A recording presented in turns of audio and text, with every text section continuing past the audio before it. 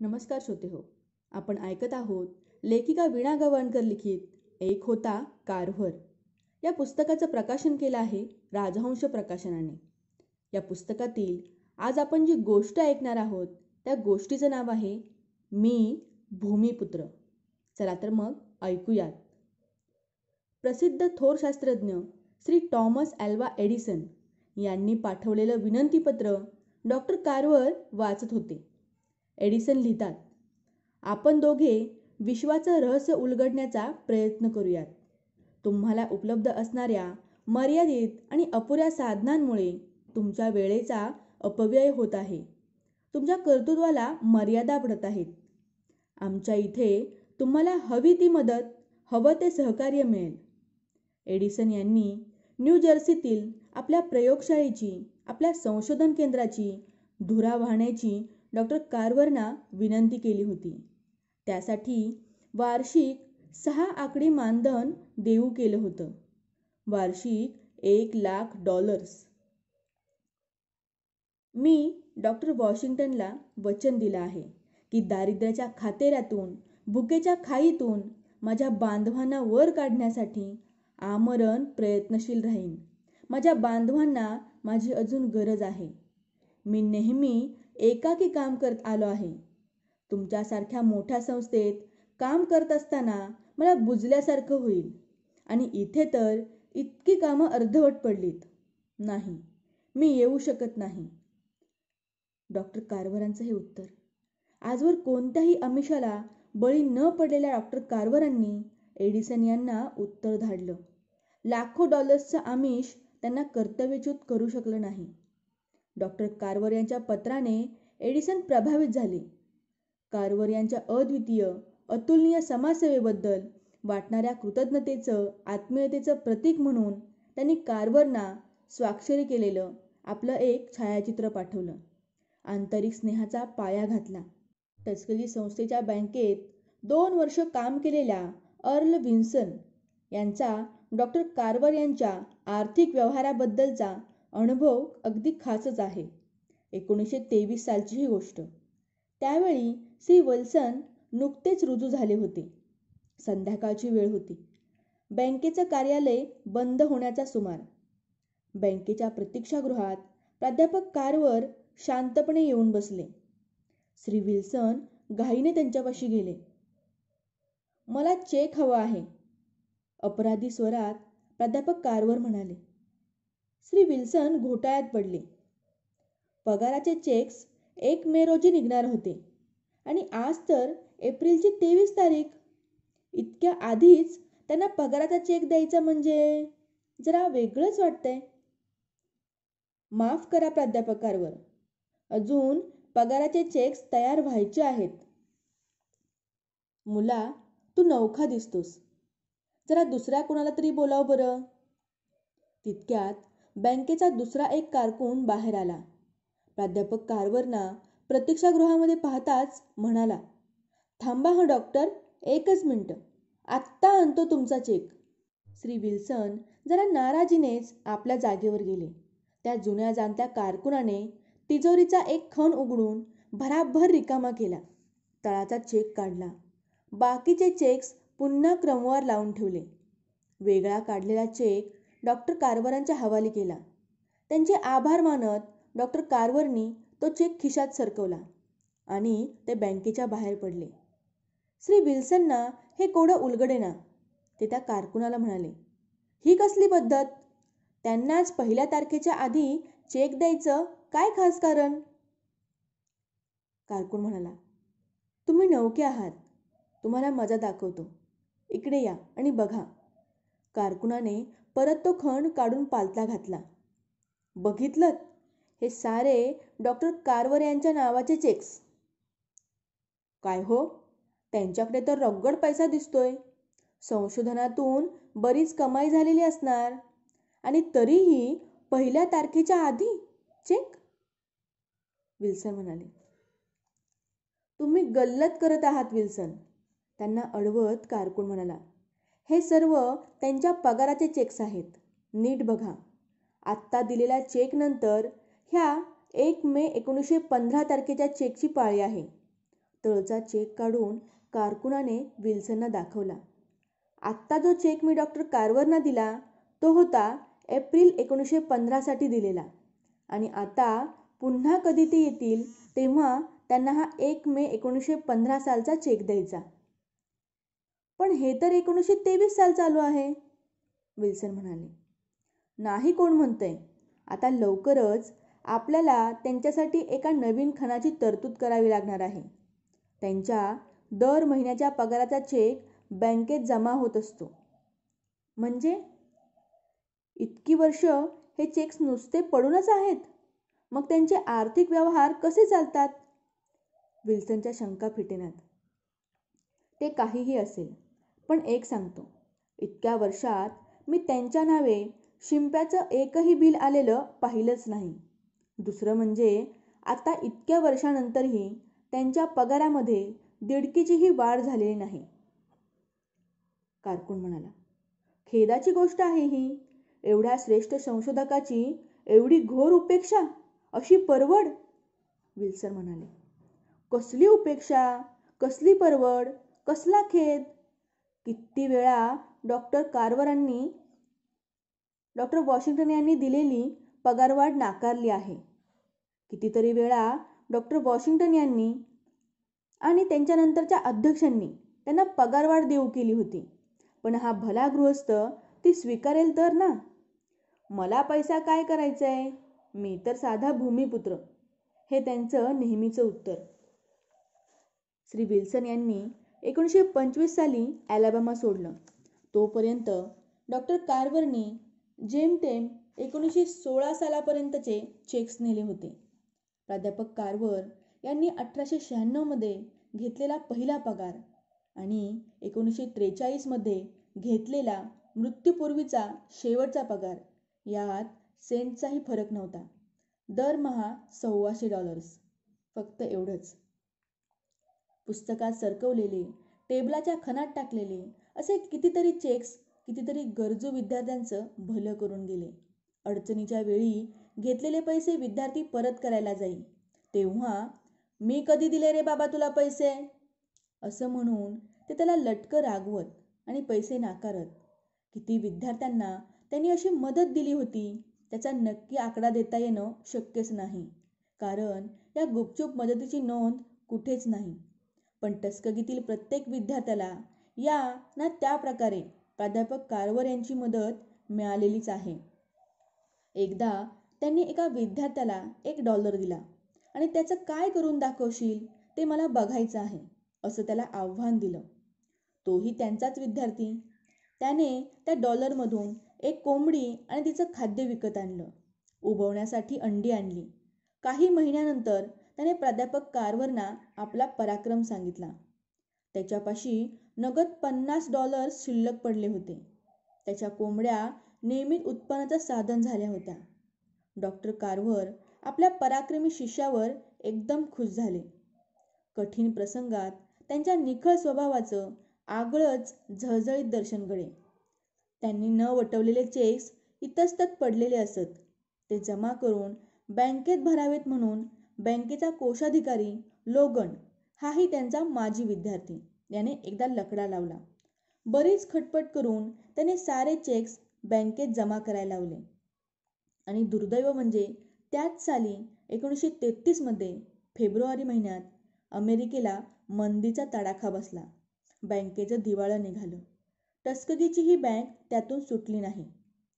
कोषाधिकारी लोगन अपराधी चेहऱ्याने त्यांना भेटायला आला व ओढवलेल्या आपत्तीची कल्पना देऊ लागला. आयुष्याची सारी कमाई घालवून बसलेल्या डॉक्टर कार्वरनी त्याला काय उत्तर द्यावं? ते म्हणतात, जिकडे तो पैसा गेला तिकडे तो माझ्यापेक्षा नक्कीच जास्त उपयोगी पडेल. गरजूंना त्याचा उपयोग होतोय, यात वाईट ते काय? जेव्हा त्यांच्या अवतीभोवतीचं जग पैशासाठी कष्टत होतं, पैशासाठी भांडत होतं, पैशासाठी जगत होतं आणि पैशासाठी मरत होतं, त्यावेळी डॉक्टर कार्वर पैसा हे एक विनिमयाचं किरकोळ साधन म्हणून त्याचा गरजेपुरताच वापर करत होते. त्यांना पैशाची गरज बहुधा नसेच. पैशाचा मोह कसा तो नव्हताच. सारी भूमी ज्याची, त्या भूमिपुत्राला पैसा हवाच कशाला? पैशाच्या, धनाच्या मोहाला बळी पडण्यापेक्षा आपलं कौशल्य, आपला सद्भाव आजूबाजूच्या लोकांच्या उपयोगी पडू देण्यात, त्यांचा उत्कर्ष साधण्यात त्यांनी धन्यता मानली. पैशाचं आमिष दाखवून टस्कगी शाळेपासून त्यांना दूर नेण्याचे कित्येकांनी प्रयत्न केले. पण डॉक्टर वॉशिंग्टनला दिलेल्या वचनाला हा भूमिपुत्र अखेरपर्यंत जागला. आपल्या कर्मभूमीत टस्कगीत त्यांनी अखेरचा श्वास सोडला. फ्लॉरिडा राज्यातल्या भुईमुगाच्या पिकावर रोग पडला. डॉक्टर कार्व्हरनी रोगनिवारणाचा सुलभ उपाय तिथल्या शेतकऱ्यांना सुचवला. पीक वाचलं. या उपकाराचा मोबदला म्हणून तिथल्या धनिक शेतकऱ्यांनी $100चा चेक पाठवला आणि दर महिन्याला असाच चेक पाठवू असं कळवलं. निरीक्षक कार्व्हरने तो चेक 6 भार परत पाठवला. सोबत लिहिलं होतं, तुम्ही भुईमुगाची लागवड करता याबद्दल परमेश्वर तुमच्याकडून कसलीही वसुली करत नाही. मग त्याच भुईमुगाला निरोगी बनवण्यासाठी मी कसा पैसा आकारू? लाकडाच्या भुश्यापासून लाद्या बनवण्याची डॉक्टर कार्व्हर यांची पद्धत स्वीकारून उद्योग चालवणाऱ्या एका निर्मात्याने त्यांनी आपली प्रयोगशाळा चालवावी यासाठी भलालठ्ठ पगार देऊ केला. नेहमीप्रमाणे डॉक्टर कार्व्हरने नकार कळवला. मग तोच निर्माता ॲलॅबामात येऊन राहिला. डॉक्टर कार्व्हरकडून त्यांना विनाशुल्क मार्गदर्शन लाभत होतं. ऐहिक सुखाचा, पैशा अडक्याचा किंवा जड जवाहिराचा मोह त्यांना कधीच पडला नाही. इतकंच काय, पण आयुष्याचा उर्वरित काळ सुखाचा जावा म्हणून काही तरतूद करून ठेवावी हा विचारही त्यांच्या मनाला कधी शिवला नाही. ऐहिक सुखाच्या बाबतीत ते फार उदासीन, अलिप्त होते. आता सारं जग त्यांना श्रेष्ठ शास्त्रज्ञ म्हणून नावाजत होतं. थोर समाजसेवक म्हणून वाखणत होतं. महान संशोधक म्हणून त्यांचे पोवाडे गात होतं. पण डॉक्टर कार्व्हरनी स्वतःला कोणतंही बिरुद लावून घेतलं नाही.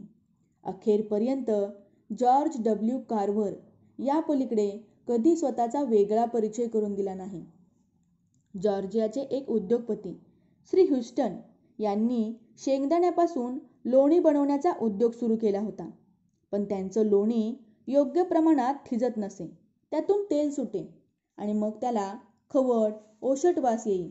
या संकटातून सुटण्यासाठी त्यांनी आपल्या कारखान्यातील मुख्य केमिस्ट श्री मॉस यांना टस्कगीमध्ये पाठवलं. टस्कगी म्हणजे डॉक्टर कार्व्हर. टस्कगीला जायचं म्हणजे डॉक्टर कार्व्हरना भेटायचं. टस्कगी आणि कार्व्हर अविभाज्य झाले होते. दोन्ही नावं एकमेकांशी जोडूनच येत. डॉक्टर कार्व्हर यांनी रसायनांच्या थोड्याफार बदलाने ते लोणी अगदी दुधापासून मिळणाऱ्या लोण्यासारखं उत्तम बनवून दिलं. तेवढ्यावरच ते थांबले नाहीत. त्यांनी त्या केमिस्टला शेंगदाण्याची चॉकलेट्स कशी तयार करता येतील, वाया जाणाऱ्या टरफलांपासून जमीन भुसभुशीत करणारी द्रव्य कशी बनवता येतील ह्याही प्रक्रिया शिकवल्या.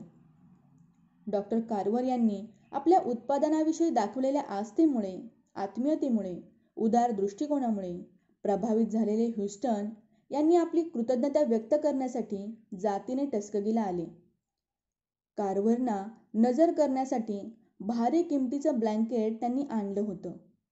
ट्रंकेच्या तळाशी विश्रांती घेणाऱ्या या ब्लँकेटचं दर्शन पुन्हा कोणालाही घडलं नाही. या भेटीत डॉक्टर कार्व्हरनी श्री ह्युस्टनना भुईमुगापासून तयार होऊ शकणाऱ्या अनेक उत्पादनांची सविस्तर माहिती पुरवली. शिवाय उत्पादन प्रक्रियेत वेळ, श्रम व पैसा वाचवण्याच्या दृष्टीने 4 युक्तीच्या गोष्टीही सांगितल्या. खास सूचना दिल्या.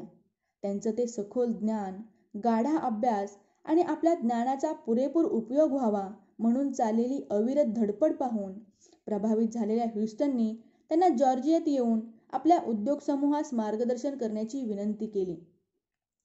माझी कर्मभूमी हीच. इथूनच मी तुम्हाला यथाशक्ती मदत करेन, सल्ला देईन, प्राध्यापक कार्व्हर उत्तरले.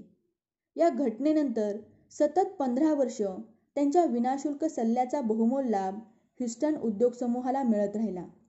ह्युस्टन त्यांना भेटण्यासाठी महिन्यातून एकदा न चुकता येत. भेटीदाखल काही देण्याचा प्रयत्न करत.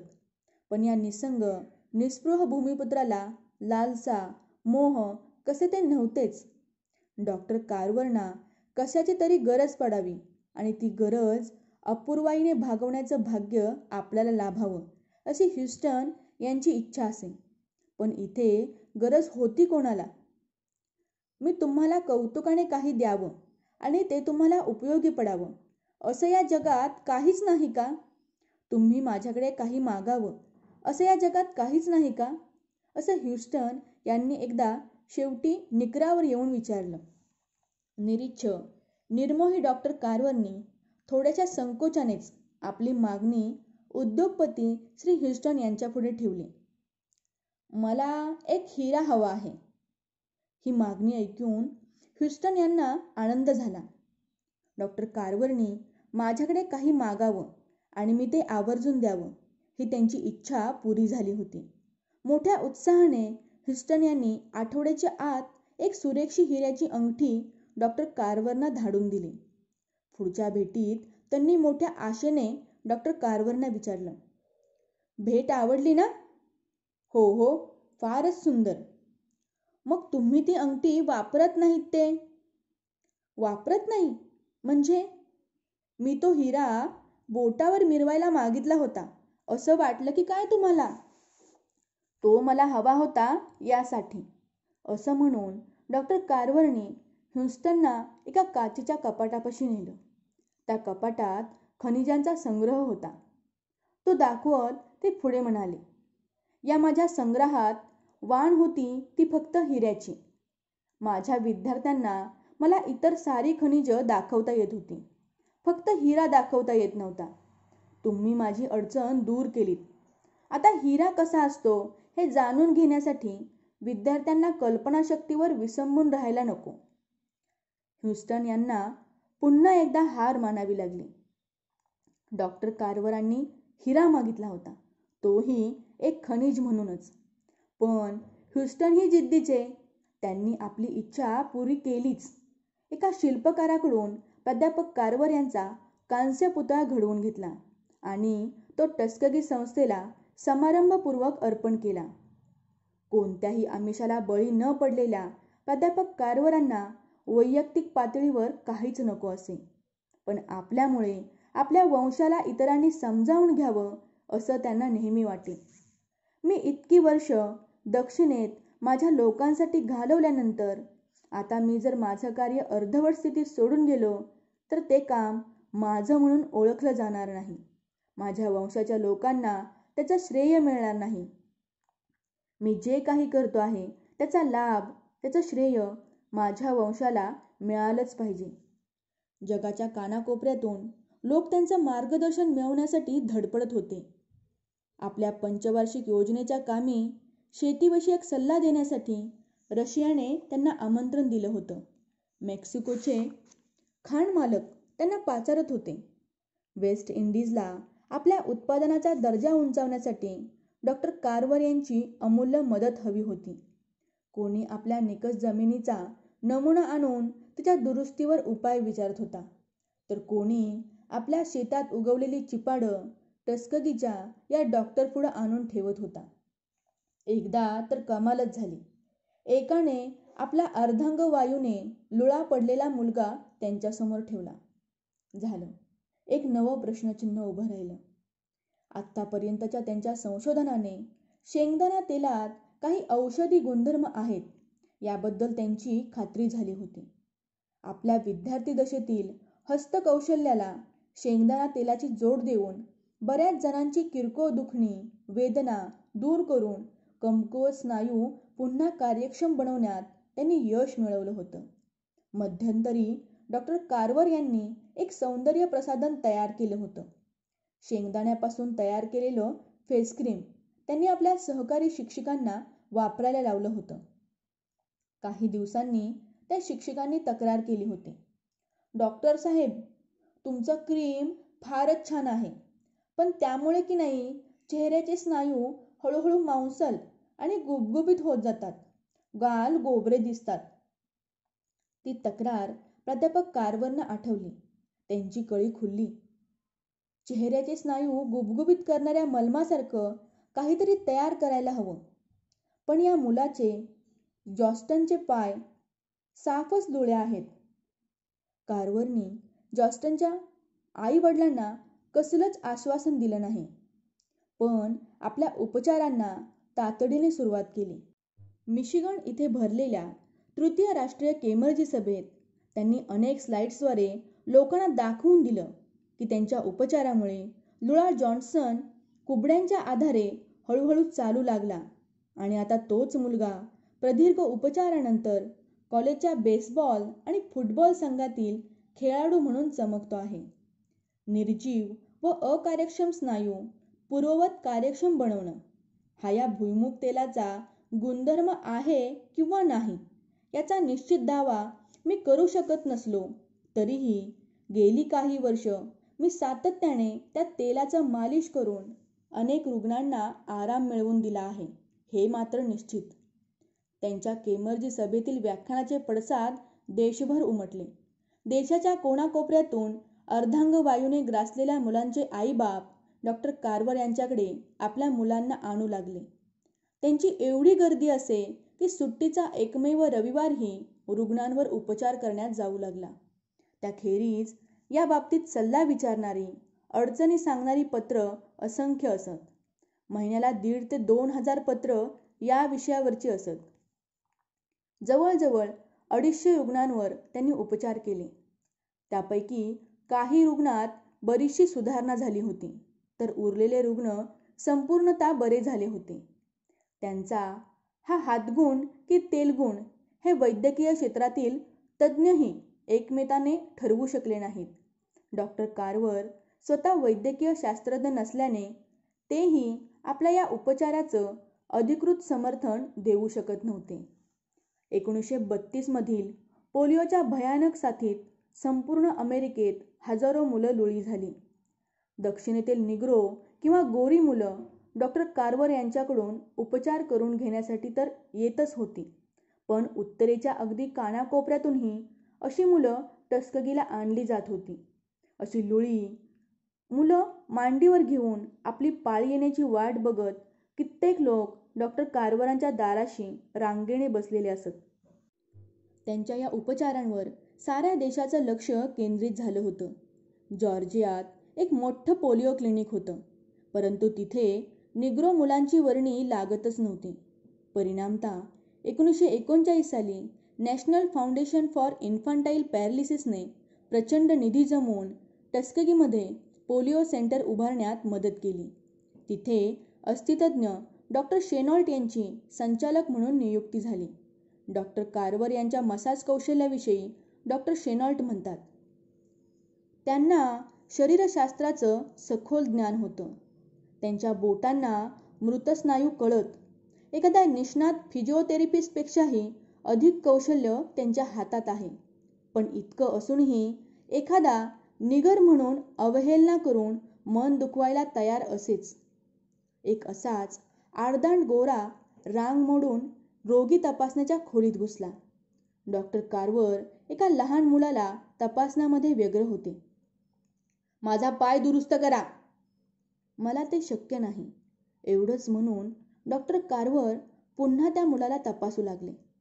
माझ्याकडे पाठ फिरवतोय निगर, तो आडदांड खेकसला. 100 मैलांवरून आलो पाय दुरुस्त करून घ्यायला, तो काय नकार ऐकण्यासाठी? काही चांगलं कारण सांगा. डॉक्टर कार्वरना असले तमाशे आवडत नसत. एरवी ते अशा प्रसंगी सरळ चालते झाले असते, पण आता त्यांना बोलणं भागच झालं होतं. ते म्हणाले, माझी प्रार्थना काय किंवा औषध काय? तुझं मन निर्मळ करायला असमर्थ आहेत. डॉक्टर कार्वर यांनी आपल्या या शेंगदाणा तेलाचं पेटंट कधीच घेतलं नाही. उलट किफायतशीर दरात ते गरिबातल्या गरिबाला कसं उपलब्ध होईल याचाच त्यांनी नेहमी विचार केला.